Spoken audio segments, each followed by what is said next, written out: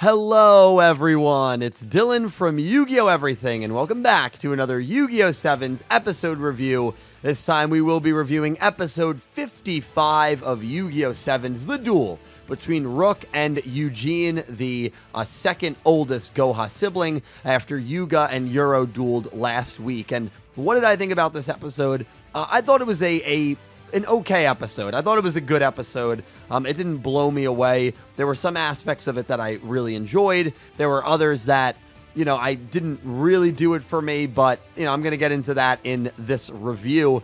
And now that we are 2 episodes into the Goha siblings, I guess, making their move, whatever that true move is, even though I think that there's a lot of different moving pieces going on within the Goha siblings faction. I mean, you can already see the cracks forming a little bit with Yuo's obsession to have all of his brothers and sister most likely removed from being president, and having Yugioh and Yujin almost not really care that much about destroying rush duels, but rather, I don't know, I get the vibe from the two of them that they're really just in this to be in this. Like, they're not really in this because they want to destroy rush duels or they have a legitimate reason that they want to destroy rush duels, but I feel like they're here just because their job forces them to be. Like, sometimes you see someone at work and you're like, all right, you can tell that he's here for the money. He's not here because he cares about the job at all. He's here because he needs the money, or maybe because it's a high-paying job,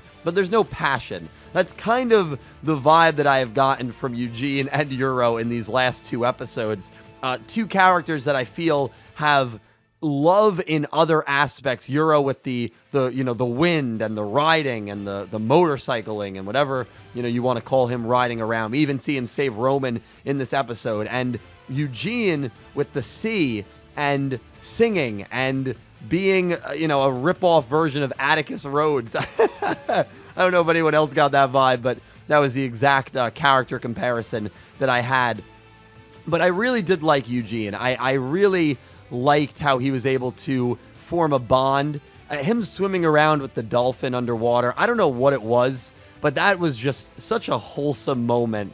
I love any scene where it's, a human bonding with an animal, and I thought that was really a very sweet and wholesome moment, and I really, really liked that moment quite a bit. And I liked Eugene's character, even though he was a little maybe more goofy than I would have expected. I still think it worked. He's more of the, I think, comedic character of the group, because Yugioh is intense and high octane, and his voice is very deep. I don't think Yugioh or Yuden, the blue-haired boy, or Yuka are going to be the comedic character. I think in every group you usually have that comedic relief character, and I think that's Yujin for the Goha siblings, which I wasn't really expecting, but it is what it is. I mean, mostly every group, especially in Sevens, is going to have a character like that. It's just what we should expect. But Yujin ends up getting a deck from this dolphin that he forms a very strong bond with, which was an aspect of the episode that I actually really enjoyed. So often in Yu-Gi-Oh, when a character gets a new card, or they get a new summoning mechanic, I'm thinking of Playmaker and a lot of the characters in Vrains, or they get a new deck, a la ZaiZen in Vrains, they never really show the deck building process. They never show how they got new cards, or, sometimes they do. But it's just not often. And so seeing how Yujin got this C deck, I thought was really, really awesome. And of course, the ace monster is Levia Dragon Daedalus, which is an ace that was used back in the Yu-Gi-Oh! GX anime. That seems to be the theme here. I think besides Yugioh's ace, all of the aces of the Goha siblings, I know we still have Utopia, which we'll be getting next weekend, and we have Millennium Shield. All of the aces have been monsters that have pre-existed in the Yu-Gi-Oh! Universe for the Goha siblings, which is a really cool ode to, the older style of Yu-Gi-Oh! And I'm starting to think that when they said this show was going to be in honor of the 20th anniversary, we've definitely seen it with the monster homages. We've really seen a lot of OG monsters and a lot of love for the older style monsters, which I've definitely really enjoyed. And, this episode and next week with Utopia, it's not going to be any different this arc, and it actually seems like they've been ramping it up. Last week we had Cyber Harpy, or Harpy Lady, not Cyber Harpy, Harpy Lady, excuse me.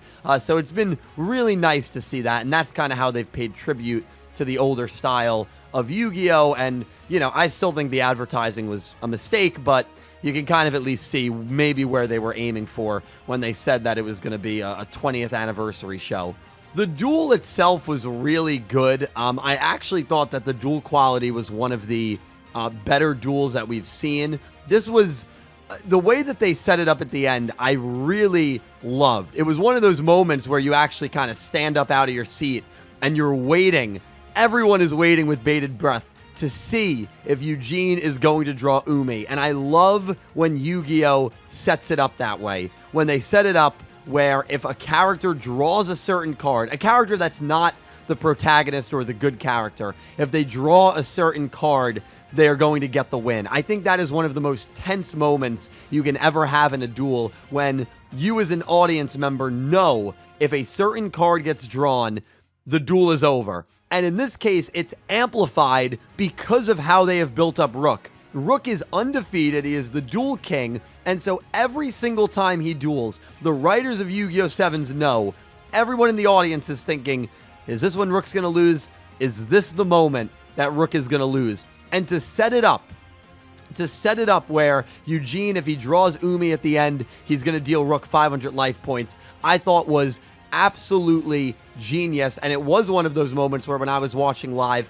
because I react to these episodes live on YouTube every Saturday when they air in Japan, me in the chat, we were all like, oh my god, he's going to draw it, Rook's going to lose, and of course he draws Creek instead of Umi. At the end of the duel, it got a little more comedic than maybe I would have liked. That wasn't something that I enjoyed. I felt like as soon as he drew Creek, the intensity just kind of died out a little bit. That, corny music played and things got a little more, I don't know, I thought the tension kind of got cut a little too quick, which reminds me of when Rook dueled Schwer, when he dueled the Pigeon, and they were showing Chevelle's backstory, and then Rook came by and made fun of him. I didn't like that scene at all. You guys know how I feel about that duel. And so it's another Rook duel where I feel like sometimes the comedy gets in the way of really well executed and built up tension. But of course, the whole punchline there is Yujin draws Creek instead of the ocean. And, one body of water does not suffice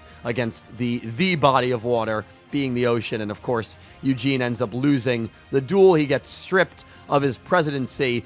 And one of the more interesting lines of dialogue, I thought, was Yugioh saying to Yuka that the only thing he cares about is that the siblings duel with the resolve of being president on the line. Basically saying straight up to Yuka, he wants the other siblings to lose, and as long as they are dueling and they are willing to give up the title of president, that is all that he cares about. And you can tell Yuka gets a little annoyed at that. And Yuka is the one sibling that I think is on to Yugioh a little bit.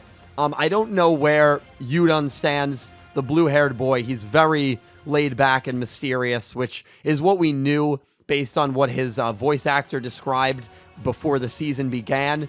And then Yugioh and Yujin don't even seem to really have any indication of what's going on. But Yuka was the one who confronted Yugioh at the end of the Euro episode, and she was the one who confronted him at the beginning of this episode. So I like that setup dynamic there between Yuka and Yugioh. She definitely seems to be the one who is kind of questioning where Yugioh is going in all of this and where he's coming from. And Yugioh is just being straight up honest, where he's like, yeah, as long as they duel with the resolve of being president and that's on the line, I really don't care what happens. So he's kind of insinuating something there, and I think Yuka is on to him. Great scene at the end of this episode, by the way. Mimi, and we've talked about Mimi not being the best president in the world. I think she's maybe ran Goha into the ground a little bit. But to be fair to Mimi, if anyone starts a job or gets promoted and they have no leadership whatsoever, they are set up for failure. If I started a new job in, car mechanics, and I didn't know anything about cars, and no one taught me what to do, that mechanic shop would be run into the ground. It just would be. You need leadership and mentorship whenever you take on a new promotion, whenever you take on a new job. Mimi didn't have that. And so to play devil's advocate, Mimi was doomed for failure. I don't think she did a good job, but I don't think it's all Mimi's fault. Mr. Goha knew the Goha siblings would be coming back, and they were the true owners of Goha, and Mimi was simply just a puppet. Why invest in a puppet? Mr. Goha didn't. He just used Mimi, I guess, to pass the time and to be a figurehead until the true presidents came by. And so that was a sad scene, seeing a single mom pack up her stuff, leave her desk. You could tell she was annoyed at the situation, but also very saddened by it. Her dream was to be the president of Goha. I still believe that when this show is all said and done, Mimi will be the true president of Goha. She will be the new Goha president, but not right now, not with the Goha siblings around. And as far as we know, Mimi is out of a job and is a single mom who prides herself so much on her work. That scene hit.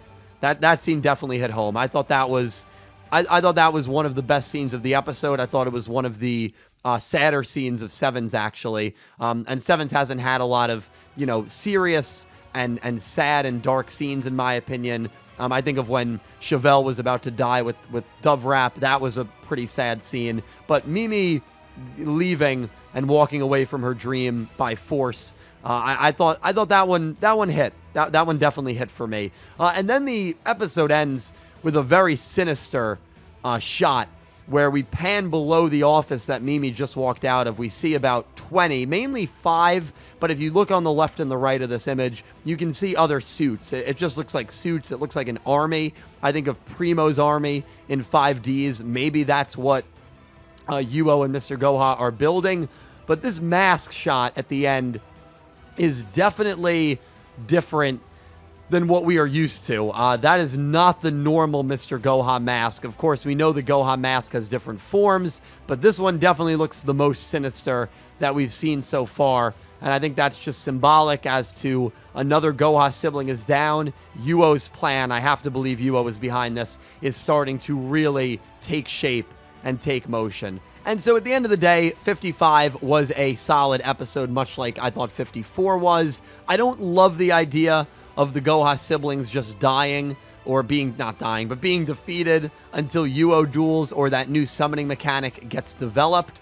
But I think that's where we're headed. It would not shock me if Roman beats Yuka, and then if Gakuto ends up dueling Yuden, if Gakuto beats Yuden, and then when Yugioh has to duel, somehow Yuga and his team are going to lose 5 straight duels. But I'm not going to get too much into that right now. We will have a lot of this on the table for discussion tonight. Talking Yu-Gi-Oh! 7's Up is every Wednesday night, live streamed on my channel around 8:30 to 9 p.m. Eastern Time. We talk about everything Yu-Gi-Oh! 7's, and we will certainly be addressing maybe some pacing concerns of this arc. So definitely check that podcast out. But guys, thank you so much for watching.